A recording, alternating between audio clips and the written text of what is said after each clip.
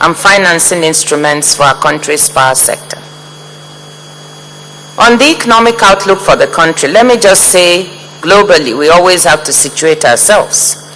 And globally, there are still some strong headwinds as uncertainty persists in the global environment.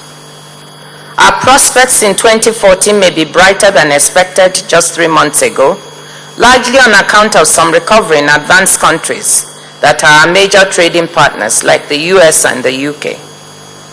Recent IMF projections suggest that advanced economies will now grow by 2.2% in 2014, which is slightly higher than its projection of 2% growth just last October, and also higher than the growth of 1.3% in 2013.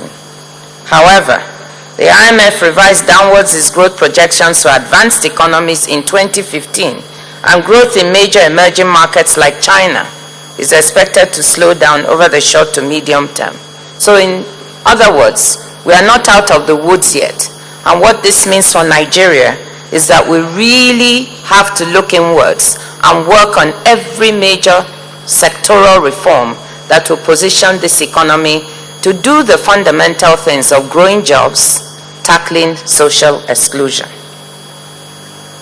In spite of this, Nigeria's economic fundamentals remain strong, and I want to assure investors and financiers of that.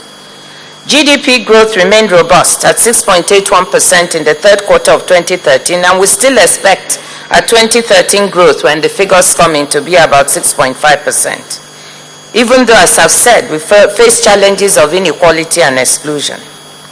This strong growth is sustained by the non-oil sector, which is extremely good news. And the non-oil sector recorded 7.9% growth in the third quarter of last year, with strong performance from agriculture, solid minerals, housing and construction, telecommunications, wholesale and retail trade.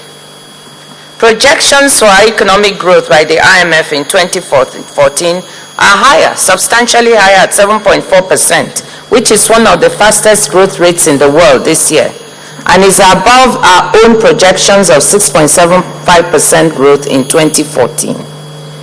Inflation has remained at single digits, has come down to single digits as at 8, and is 8% as at December 2013, while the exchange rate, although there have been fluctuations in and out of the band, remains relatively stable. And of course, we've had to defend that recently due to some global market movements. Basically from the United States tapering program that is now coming to an end.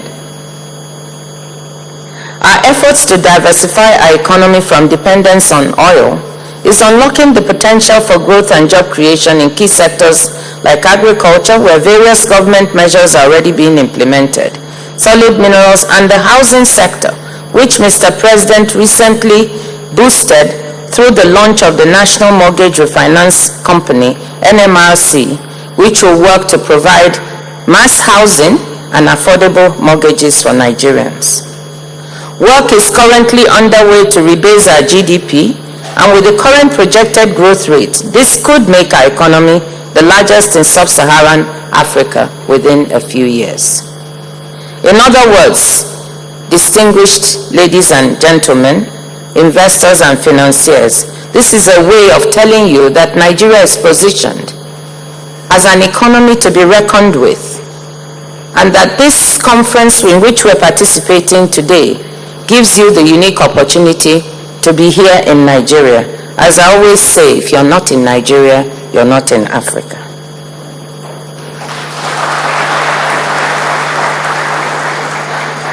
Distinguished ladies and gentlemen, regardless of our current economic performance, our economy will not reach its full potential if we do not address the significant gaps in our infrastructure, particularly in power and transportation infrastructure. According to a joint World Bank and African Development Bank study, we are losing about 2 percentage points of GDP growth each year as a result of our infrastructure deficit.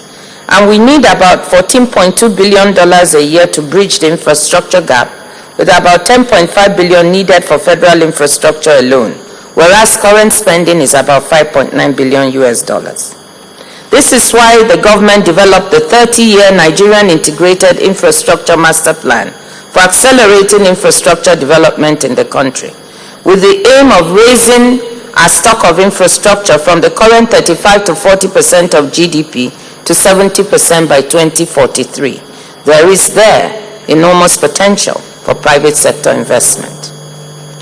While our government continues to play its part in infrastructure development, it also recognizes the need for private sector support. So what are the prospects for the power sector? A brief comparison with other countries will highlight the opportunities, and we've already heard mention of that. But before I get to that, it is important to understand that a whole-scale privatization of the magnitude we recently experienced in our private sector has yet to be experienced, has never been experienced elsewhere, not even in countries that are constantly used as a yardstick like South Africa.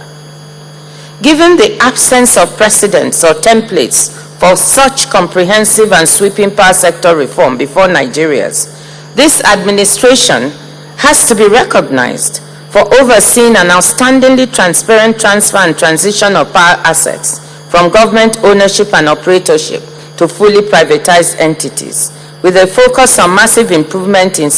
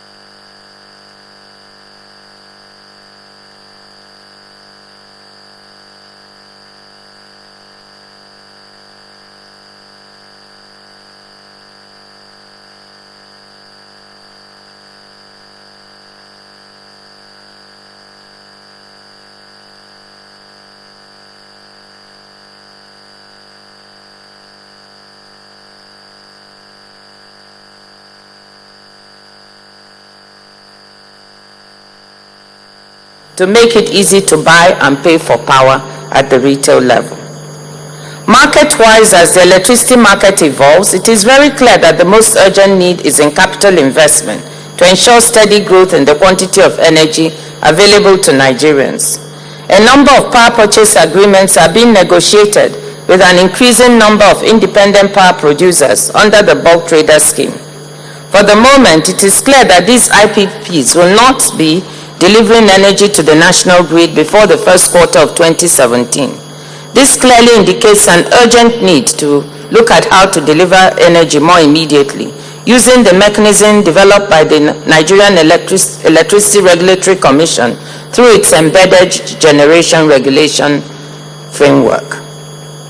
Financing the assembly and connection or embedding of packages of 20 megawatts or less directly to the various distribution networks therefore presents a major opportunity during the coming 3 to 4 years, one that promises immediate alleviation of the single biggest challenge to the system today, which is the availability of energies for discos to sell to its demanding customers, particularly industrial clusters that provide employment to Nigerians. This development also implies the urgent need to support the introduction of off-grid power systems to serve remote populations of the country. In that context, we look to improve Nigeria's energy mix, and as such, we need to develop our capacity for renewables and encourage investments in this area, particularly solar power, which is an ideal fit for remote areas all over the country, and also waste to energy for some of our cities, which could eventually take care of the